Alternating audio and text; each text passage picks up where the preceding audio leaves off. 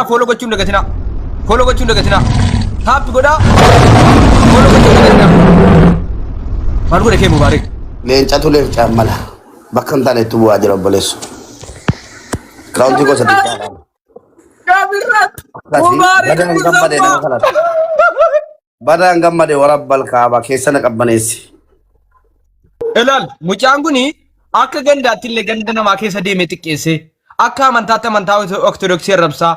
Pheenxeen illee ijoolleen pheenxeen asiliin warri dhugaan amantii namaa kabajan mormaa turan jechuudha. Mormachaa turan warri Sires amantii namaa tunne warri nama kabajanii amantii jira kabajanii jiraatan mucaa kana dabarsanii kennaniiru itti gammachuu ibsataa jiru. Ijoolleen ortodoksii illee arrafamanii ganamaa galgala amantiin jira arrafame. Muslima kana muslima gaarrabsitee na jaambaatu boolaasi fuuti ijoollee muslimaa kun kabbaan naachu. Kabbaan leencota warri kun wallaahi boolaasi fuuti. Gura qabdi akka durree dantuuta qabdutti si qabdi. Amma akka ortodoksii arrabsee nasarama see mucaan. Ijoolleen ortodoksii gaa rabbuma eddee isaa dhabdee rabbumatti kennattee dhiifte jechuudha. Yaa rabbi nu dhagaye jette. Asii muslima balaan gaafa nama sachuusi gaafa nama dhamaasu badaa gaafa nama maal godhu boombaas iyyuu nargaban. Muslima tuksisiise jechuudha. Sarii gaanqaaquu samii buute gootee Mubaarik eenyu kee agarsiisi. Namni mana kana fooloon goone garuu fooloo godhaa saatti godhaa. Aliidhaa guddisan tokko yoo danda'ame donaaf. Ali viidiyoo bana dhume. Amma aliin bootti immoo amma aliin bootti kana dhaggeeffadhaa. Galata narraa qabda yaa Rabbi galata kee. Ergama Rabbii sanaaf taabota biraddisi irra godhatee cilfaa akka masqalii akkana godha. Maal amantii kamtu saafi. Yaa abbaa dhugaa iddoo jirtu. Yaa Rabbi nama hadabdu. Yaa Rabbi hadabbii namatti kennitu. Yaa Rabbi dhugaa namatti barreessu dhugaa nama qabu. Gammachuun gara hundaan mucaan lakkaa xuutmaashaa kaatee faa deema bar. Aliidiyoo viidiyoon baafnee obboleessa koo gaariif qaalii wallaahi rabbi ati rabbiif jecha goote waan goote hedduu rabbiin umrii kee hadheeressu jazaakallahu khayran qoy bannaati. Follow godhaa ammasitti warri kan taappi godhaa bakka hin jiru kan taappi godhaa follow gochuun dagatina. Follow gochuun dagatina. Taappi godhaa follow gochuun dagatina. Maal godhe kee Mubaarik? Leencatu leef caamala. Bakka hin taane itti bu'aa jira obboleessu. Kiraawuntii gosa xiqqaadhaan. Kabirat Mubaarik Badaan gammade warabbal kaaba keessa na qabbaneessi. Kabi. Hundi keessan follow godhadhaa. Mubaarik ilaalan baate akkasii wallaahi. Leenci ammala jechuudha.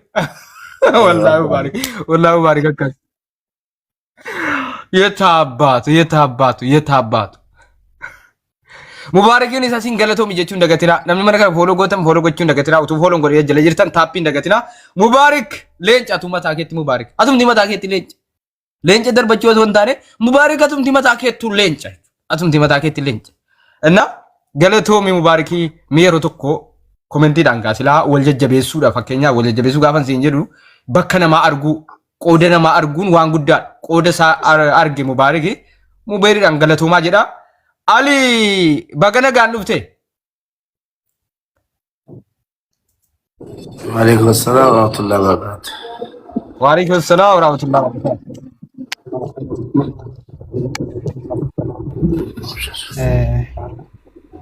Galatoomaa asitti dhayaamu keessaniif itti aansuudhaani akkuma beekamu miidiyaarra deemaa jira. Nuti gurbaa kana kan qabneef dhimma biraarraa qabaannee inni sababa islaamummaarraan ala jiruuf jecha isa reebnee poolisaan isa hin qabne akkuma nu hundi nu waliin beeknu sababa erga kaafira ta'e kaasee waan inni godhaa ture jechuudha. Jalqaba gurbaa kana akkuma beektan jechuudha mootummaa arrabsaa ture si galee akka inni biyya kana dhufeen mootummaa arrabsaa ture akkuma hojii saalaa hojii gadhee hojjechuudhaan beekamu hojii safuu Oromoo cabse akkasuma hojii gartee fokkisaa hojjechuudhaan beekamutti hojii fokkisaa hojjechuudhaan feemasummaa uummata biratti harkataa ture jechuudha. Sababa kanaan tiktoo jalaa gubamnaan karaa mootummaa arrabsuu mootummaa qeequutti maaliif jennaan karaa kanaan faashina jijjiiree faashina hojii gadhummaa jijjiiree tiktook ittiin guddifachuudhaaf akkasuma folloorsii ittiin guddifachuudhaaf amantaa jalqaba maal godhu ture mootummaa arrabsuu akkasuma gartee abaawoon deeqadamaan minaamin jee waa'ee siyaasaa dubbachuu ture. Itti aansuudhaan kunillee irraa fudhatamuu dide kunillee irraa deemuu dide namni jala beeynaan ajandaa inni barbaaduudhaaf deemu jalatti beeynaan irraa fudhachuu didanii maal godhanii calitti jaan jechuudha. Achii dhufee ortodoksii arrabsuu eegale amantaa ortodoksiidhaa arrabsuu eegale xiqqeessuu eegale kunis irraa fudhatamuu dide achii as deebi'ee waan ittiin garaa isaa ittiin guuttachuudhaaf jecha islaamummaa ergamaa rabbii irratti afaan banuu eegale salawaatu rabbi salaamu alayhi. Akkasuma islaamummaa xiqqeessuu islaamummaa arrabsuudhaatti eegale guyyaa tokko akka carraa ta'ee waa'ee islaamummaa isaa fi gaafas akkasitti murtaddii ta'ee amantaa kana akkasitti keessan baane saafiyawwan waa'ee amantaa kana dubbachuu jiranii akka naayiroobii jiru beeynaan naayiroobii yoo jiraatte haadaan si fuudha naayiroobii jirta siin beekaa bakka ati jiraattu waa'ee islaamummaa qofatu itti haadaan si fuudhaan jeen bakka ati jirtu jeen jala barreessi bilook nu godhe carraas matumaa bilook nu godhe isa arguun dandu viidiyoo isaa kan inni dalagamu jechuudha viidiyoo ijoolleen gabbuustee irratti daddaleetu asumaati ijoollee teenya wanni inni dhaamu barbaadu dharmaa homa afurii jira viidiyoo kaafirri tokko ergamaa rabbii arrabsitu fuutanii irratti waraabanii daran ergamaa rabbii arrabsiisuu jirtan malee salaatu rabbi salaam alee isaaf sagalee ta'utti hin jirtan si galee ergamaa rabbiidhaa akka inni arrabsamu daran xiqqeessuu akka inni xiqqaatu godhaa jirtan kanaaf viidiyoo akkasii viidiyoo baalageen ergamaa rabbii arrabsitu yooniif namni biyya seeratti jiraatu akkasuma biyya seeratti dhiyaachuu danda'u taate viidiyoo san gabbuustanii ragaadhaaf kaatan seeratti dhiyeessuudha akkuma ammaa kanatti jechuudha. Kanaafuu viidiyoo irratti dalaanii viidiyoo irratti waraabdanii followers yookaan viiraalii ittiin argachuudhaaf jecha ergamaa rabbii daran irra deebisanii arrabsiisina asumaan dhaamsa kiyya. Haala kanaan gurbaan kun erga barbaadamu egalee soomana torbee lamoo sadii ta'a. Torbee lamoo sadii ijoollee bakkoota adda addaa irratti godhee duran gandaan hangaluu jiru kana ture erga gartee qeentee ta'e gandarraa fagaatee ganda biraa galuu ture asirraa kiiloomeetira 4 immoo akkas 3 kana fagaata asirraa fagaatee islaamummaa arrabsutti eegale amantaan ajandaan hundi irraa deemuu dinnaan jechuudha. Gaafa akkasitti arrabsu ijoolleen viidiyoo gabbuustee irratti waraabdu numa agara gaduma buuse gaduma buufadhe sanbooda nama kana barbaadu qabnaa jee namootatti hime akkasuma qoree masgidaa asiitillee hime sheekana asiitillee wal beena itti hime viidiyoolee itti garsiisee gurbaan kun as jira ja'anii jalqaba maal ture gaafa baabaan shaamin biroo muwaadaraa wayii naayiroobii huyyaamti turte waan islaama ta'eef tiktook yoomdan irraa gubanii jee waan barbaadu islaamummaa nuti alhamdulillah islaamummaa keessatti wayii namaan kanninu akkasumatti illee gartee maallaqa namaan kanninu nuti islaamummaa warqii namaaf kanne jechuudha. Islaamummaa nu maallaqa caalti warqii caalti waan ta'eef nuti islaamummaa namni tokko islaama ta'e jennee maallaqa namatti hin guurru si galee akka jiraatti.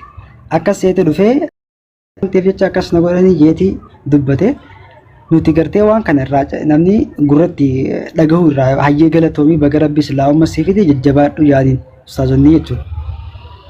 Waan achi ifii bare yookaan waan ittiin argachuu barbaadu san dhabnaan as garagalee jechuudha islaamummaa arrabsu asirraa gaffagaatee xiqqishoo asirraa biyyuma islaamaa keessa taa'ee bar konfidensii ajaa'iba qaba gurbaat goota ifumarra fincaane malee goota fakkaatti nama biyyuma islaamni keessa jiraatu keessa taa'ee islaamummaa arrabsu daangaa dabree inuma waan gartee bar wallahi Abu Jahlii fi jarri kun akkasitti kaisaan haasawnatti hin fakkaatu Abu Jahlii fi Abu Lahab akkasitti akkatti ergamaa rabbiitti arrabsatti kaisaan akkasitti arrabsannatti hin fakkaatu jechuudha. Akka malee waa daangaa dabree arraboota fokkisaa rabbiidhaan jechaa ture. Rabbi ergamaa rabbii bira kutee rabbiin arrabsaa ture. Nabi Muhammad arrabsaa ture salawaatu rabbi salaam alayhi. Torbii lama guutuu barbaannee qeerroo ijoollee islaamaa haati halkan takka fa'aa poolisa furannee makiinaadhaan deemnee zoorree fooqii 2-3 immoo akkas dhaynee fattashinee fooqii dhabne bakka isaas itti himan. Ijoolleen mana isaa qabatamaa ragaa qabatamaa osoo hin taane bakka inni itti matoora irraa bu'e fa'aa bakka ijoolleen matooraa fuutee geessite fa'aa dhabnu himan. Bakka san dhaynee naannoo achi jiru footoo sana agarsiifnee warra atta hanga zabanyaaf illee wanta kanninee jechuudha maallaqa waa kanninee bakka inni kun jiru nutti himaa jennee dhabne jechuudha. Haala saniin osoo qorannu karaa keessoodhaan miidiyaa irratti yoo ol baasne yolaa bade jenneeti yolaa milqa jenneeti. Haala saniin osoo jirru ijoollee bakka adda addaatti ijaarree karaa waasaapiitiin guruppii ijaarrannee seeraan barbaadaa turre akka malee hordofaa turre hidhamne jechuudha. Waggaa dhabnu sila gurbaan kun amma jidduutti soomana kana wallahi namni akka namni gattaa'ee quraana rabbii qara'ee akkasi gartee du'aayii godhatu hin godhanne karaa boodaa kana fa'aa soomana hin godhanne jechuudha. maaliif jenna biyya rabbii irraa nu gaafata fuula isaatti osoo biyya nuti keessa jirru keessatti rabbiin arrabsamu nabiyyiin Muhammad sallallahu alaihi wasallam yeroo xiqqeeffamu fuula isaatti irraa gaafatamu. Yooniif gartee aarsaa barbaachisuun waan kana fuula seeraatti hin dhiyeessine jechuudha. Wanni kun hirriiba nu dhorkitee halkanii guyyaa naaf isaa bootan kiyya nama muraasa poosti godheen jira warri wajjin aarsaa guddaa kafalee jechuudha. Waan kana qaama seeraatti akka dhiyeeffamu aarsaa guddaa bakka hunda deemnee barbaannee gaafa dhabnu namoota muraasan keessaa mari'an. Sila amma dura ifoo iyyatamoo gara gurbaa gara Amaariffaa ergama rabbi rabsaa godhasan yooniif poosti goonee akka isaatti nu harkaa badaa yeroo hedduu nama ergamaa rabbii arrabsinu feemasiifneetuma nuu qabaa nama kana nuu qabaa jenneetuma feemasiifnee nu harkaa badaa nama kana poosti godhuu hin qabnu jaanii warri kun jechuudha. Ani ammoo akka fedhe haa ta'u ani barbaadee dhabe gurbaan kun guyyaarraa viidiyoo 2-3-4 waraabee ergamaa rabbii fi islaamummaa arrabsaa jira. Rabbiin arrabsaa jira namni kun akka waraabamu viidiyoo poosti godhuu qaba maxxansuu qaba jira murteesse. Namni kun na didanii namni kun hin fedhu ustaazonni kun ustaazota kaanii wajjin mari'adhee warreen tokko immoo na wajjin abbasaaba kiyyaama barsaa olataa jira. Inni illee na hayyame na wajjin irratti duule erganan irratti barreessee poosti godhee ijoolleen hundinuu na harka sheer gootee suuraa sun akka malee vaayiraalii baate.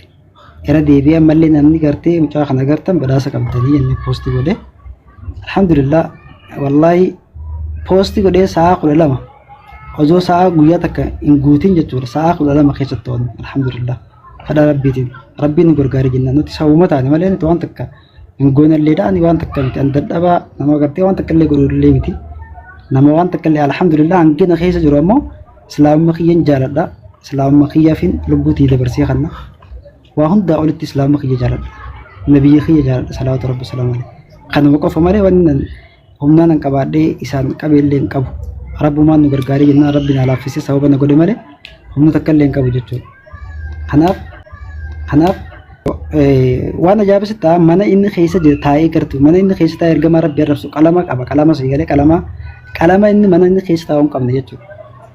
Qalama inni mana keessa taa'u yookaan mana kamtu naannoo kamtu foogii qalama akkanaa kana qaba jennee qorannee jechuudha bakkoota adda addaatti deemnee qorannoo adda addaa gaggeessinee erga xumurreen booda naannoo kana qorannee dadhabne mana akkasii mana qalama akkasii qabu hidhamne jechuudha. Sababa nan poosti godheen ijoolleen mana qalama akkasii qabdu bakki isin jiraattu. Ajaa'iba waan sitti ijoolleen hin beektu akka inni ergamaa rabbii arrabsu. Ganda san warra booranaa kana gala akka inni ergamaa rabbii arrabsu hin beektu akkana jette. Sanbooda gaafaa wanta godhu mucaan sun achii fuudhee mana akkanaa kana eenyutu naannoo kana karam jira jee gaafate. Akkana jee gaafannaan mucoon isaanii xiqqishee mana keessaa an gurbaa kana hin beekaa an bakka inni jiru nan beekaa jetteetti dhayitee agarsiifte mee mana isaan agarsiise. Inni galgala maal ture nama lamaatu nama shadiitu shubbuutii fudhatee na dhufe jee isoba nama takka qofaatti galgala nama tokkotti dhaqee ulaa dhadhee itti bane ulaa hoggaanii fi ulaa irraa banu si wajjin haasoo fadha akka mijii harka dura qabnaan harka isaa dhahee ulaatti dangarate. Nama shantu shubbuutii qabatee na dhufe jee soba isarra taa'e garuu nama tokkotti dhaqe sanuu dhaqeetuma waan takka jenneen harka fuudhe shubbuutii illee harkaan qabu gurbaan. Naguma gaafate waan inni ergamaa rabbii arrabsallee gurbaan kuma qabu. Sanbooda gaafaa akkas jedhuun gurbaan harka darbee ulaatiin kadhate gurbaan namoota yaammatee nama sadii akkas ijoolleen akka inni achi keessaan ba'an jechuudha marsanii narra dawwalanii yeroo san nutilleen yeroo saniin soomuna hore fiigaa dhaqe jechuudha. Wallahi dhugaa dubbachuu fi alhamdulillah gammachuu isaa akka malee barbaadaa turre waan ta'eef jecha gammachuu keessallee gammachuu isaa arkachuu keessa poolisallee hin furanne matuma keenyaan fiigaa dhani nama lamatti hime motora tokko furanne fiigaa gaafa dhani kiiloomeetira 3 irraa mana keessa jira akka dawwal na ajjeesu jiranii kootaan dirmadhaa jira nuti dhayneeti ulaan irraa banuu dide ijoolleen achitti wallahi ijoolleen ajjeesuuf kaate gadi bakka inumaa isumaa godin dhiisinaadha poolisaan nu kanna jedhani ijoollee poolisaa didee wanta godhe malee ijoollee wanta godhuu kaate haasaa barbaachisu qabaluu kaate bakka sanbooda lakki jaanii ummaan takka faana achi wanta jaanii ijanii dhorkanii achiin poolisota koree masgidaa ka duraanuu dubbisa harka qabnaa miti poolisatti barreessinee galmeen saadhaa mana murtiirra jirti si galee hanguma inni argamu qofa eeggachaa jira malee ergas booda irratti dawwallee isaan kaaniin mana maasinee eeyne jechuudha. Kaaniin dhayne qoree masgidaa finnee akkasuma gaaddisa islaamaa shee Naaseer tokkoffaa finnee jara san jechuudha. Poolisoota ilaal poolisoonni ganda nuti keessa jirru ganda inni jiraatu san dhaqee qabuu hin danda'u. Achuma poolisuma achiitu isa san nama san ta'uu danda'a malee ganda biraa keessaa dhayitee poolisoonni ganda san keessa qabuu hin dandeessu. Poolisoonni ganda keenya keessaadhaa ganda sanitti dawwalanii nu himan jechuudha. Qaama seeraatiin akkana viidiyoo ragaa qabatamaa harkaa qabna. Ragaa guutuu harkaa qabna. Viidiyoo itti agarsiisnee hanga wayyaa asitti poolisoonni warra Booranaa fa'aadha. Warra afaan Oromoo beeku. Viidiyoo turgomuu maal hin jaamu afaan Oromoo ni dhagaasii galee itti dhageessifnee viidiyoo inni ergamaa Rabbi arabsaa ture. San booda poolisoota nu godhan. Poolisoota gaafatti nu godhan nurraa banuuti. Laayifirra jira warri yeroo san laayifirra turan ijoolleen Yesuus yaa baasu jechaa turre. Dide wallahi ijoolleen alhamdulillah ijoollee qeerroo jajjabduu qabna. Har'allee namoota jajjaboo jechuudha. Tolee warra wallahi hedduu tokko nu boosan ijoollee duriyyee bara ijoollee duriyyee uummata karraan beeku. Inni hulaa banuu dinnaan osoo poolisoonni jiru maskoota caccabsee jechuudha. Harkisaa kun dhiige ammallee wantaan intarvii goonee jira gaaddisa islaamaa irratti inshallah viidiyoo ni dhufti.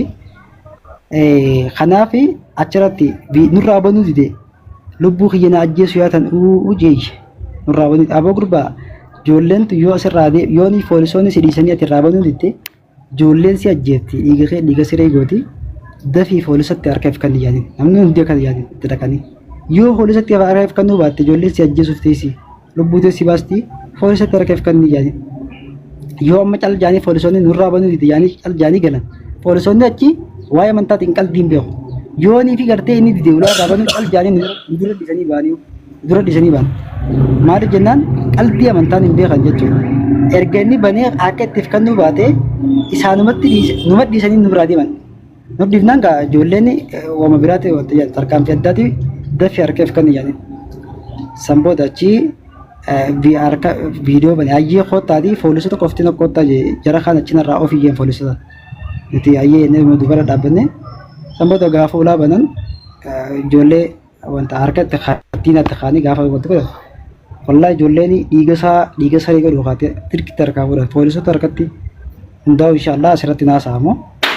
Akka jechuun barbaadeen walumaa galatti alhamdulillah amma to'atamee amma reefu achi galla mana murtiitti waan inni harkatu murtee gahaa inshallah akka irratti fudhatamu kana boodallee jalaa nafnu boroomoo mana murtii guddicha mana murtii olaanaatti dhiyaata inshallah achitti himanni irra banamee achitti immoo murteessaadhaan ni argata inshallah hanga dhumaatti du'aayiidhaan nu jiraabadhaa warri tumsaan akkasumatti illee gartee du'aayiidhaan deeggaruudhaan wantani jalqaba galatoomi waluma faanaa saamnaa gammachuu qabna nu boonsitanii jalqaba namni mana kana fooloon goone yoo jiraattan mana kiyya kanas fooloo godhaa chaalenjii irra jira waan ta'eef hundi keessan fooloo godhaan isiniin jedha.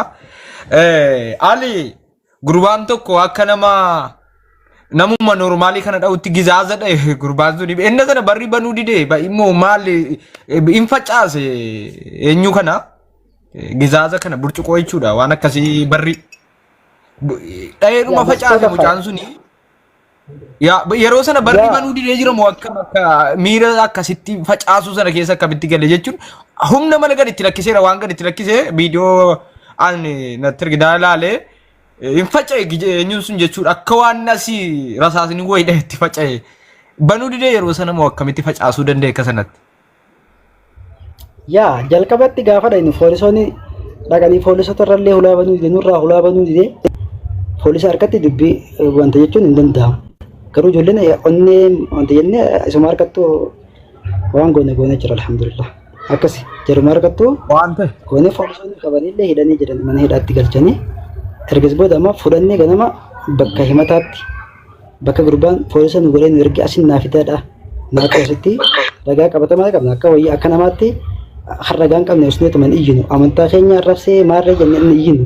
Alhamdulillah wanni asirratti isin hubachuu qabdu warra kiristaanaa warra jala qabdan islaamonni jechuudha.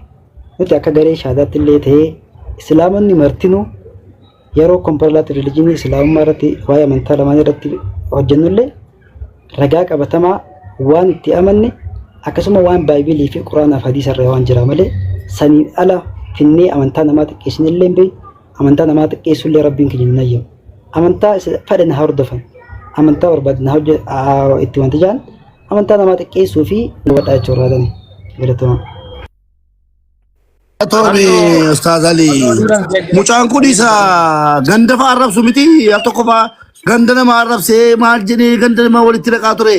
Erga inni Rasuula Rabbii alayhi salaatu wasalaam arrabsuu eegalee lakkii waa hin gandaa waa'ee Rasuulaan caalu jennee callifne malee mucaan wanti inni dhiisee jiru bar Kiristaan arrabsaa Maariyaamii jedhama namni isa biti gurbichi wallaahi takkaan fooloo isaa argee beeku gurbicha kana. Stookiin Masaayyuu. Wallahi Ali tokkummaa yeroo tokko hafuura na baafachiisaa. Tokkoffaa Ali kanan beeku hedduu tokko wallahi rabbiin isa namni asirratti galatoomisin jedhu miti rabbiin naaf gootee jedhee jazaas yaa kafalu. Warra immoo amantaa biraatiif gabaabumatti wanneen dhaamu barbaadu tokko yoo jiraate namichi kun amantaa kamiifuu guyyaa tokko raamata godhee hin beeku. Otuu aqlii qabaattanii, otuu namummaa qabaattanii, namummuma jedhamu sanaafuu otuu hin yaaddani ta'ee mucaan kun murteen guddaa ta'e tokko ittiin murtaa'uu qaba. Kaballaan haqisunuyyuu hin ga'u jennee gadi baanee hundi keenya Islaamaa, Kiristaanaa, Pheenxee, Maarree, Jinnii gadi baanee balaaleffachuu qabna ture. Amantaa keenya miti kan inni kan nyaata ittiin nyaatan maankaa wal dabarsee amantaa Kiristaanaa gadi ba'ee kottuu isinii tolchee kottaa fudhaa isiniin jedhaa ture. Yoo aqlii qabaattan jechuudha. Otuu gaafa sana sun amantaa musliimaa miti. Haa ta'u garuu akka amantaan keessan tuqamullee hin barbaannu. Nuti waggoota meeqaa ol kabajaa wajjin jiraataa turre. Namichi kun warri ooftanii amantaa waan mucaan kun miidhame gootan wallahi kanaa yoo rabbi rahmata isaa godhe wallahi hattuun ganda keessa deemtu hattuun daandii irra dhaabattee nama saamtu amantaa sirratti lubbuu ofii dhabdi kana beekadha. Oromummaa sin jettanus maalummaa wama hundumaaruu adda jechuudha. Otuu sin ta'ees kanuma. Asumaan warri amantaa akka waan mucaan kun gara biraatiin miidhamaa ruutti sagalee taatan kun otuu gadi baatanii murtee gahaa fudhachuu qaba jettanii dubbattanii irra isa kanatu isinii jira. Mucaan kun nama amantaa kamiifuu rahmata qabu miti. Amantaan kamuu namni jaallata. Wallahi lubbuu keenya amantaa keenya walitti jaallanna. Aga fedhe baalagee kamiyyuu taanu jechuudha. Kanaafuu gara biraatti hin fudhatinaa. Haali isin immoo aga dhumaatti hordofaa ammallee qalbii abbo Facebook kee yoo xiqqaate hadha gize 20 gajjala seene laal. Oliin baa jali gadiin itti deebi'a. Oliin baa gadiin deebi'a. Asitti dhufee si arge hedduu tokko gammannee rabbi jazaa si haa kaffaluun jedha.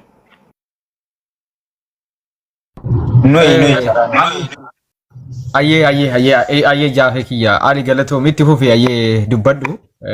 Dabalatee waalaikum salaam wa rahmatullah. Utuu abbaan Jifaar gidduun sekenduma tokko koreewwan wajjin jirtan sun hundi keessa fakkeenyaaf kan akkuma alitti cichoomtanii hojjettan akka koreetti wal ijaaranii jiran ijoolleen kuni nama 5 ga'u. Hundi keessan dhiira shabaafaa islaabaati Ali Naggafee jechuudha. Hundumti keessan guruupiin sun jechuudha. Guruupiin wal ijaartan sun hundumti keessan dhiira isin itti fufi abbaa Jifaar. Sisi ulfaadhaa jarrees turtanii naawwiitu nu dursee fuudhana baafachiisaa jedhe nu eega silaa waxxaramne dhoof kaane. Alaa kulli haal duraan dursaa wanti ta'e nama gammachiisaa. Obboleessi keenya Alii fi gareen isaatis galatoomanii akka mo'amma naawwiin jedhee nuti galatooma jechuudha rabbi anaaf gootanii isaanii na jedhu. Dhiyaansuudhaanii yeroo kamuu kan hubachuu qabnu miirri har'a asitti nuti gammadaa jirru kanarra dabalee nu keessa jiraachuu qaba waa'ee amantaa irratti. Amantaan har'a namoota biiliyoona 2 fi isaan oliin hordofamaa jiru. Amantaa sahaabdittiin jabduun qaama saalaa ishee keessa waraanamtee sahaabonni gurguddoon zayitiin affeelamanii waa meeqa ta'anii asiin ga'anidha malee kan akkasitti callifne yoo har'a nama nu gargaaru arganne qaama seeraatiin qabanne qofaan miti kanas ga'e waan ta'eef yeroo kamuu wanti harkaa qabnu waan jabaadha. Amantaan islaamaa gara amantaatiin firan qabu yoo waan kaleessaa laalle yoo waan qabatamaan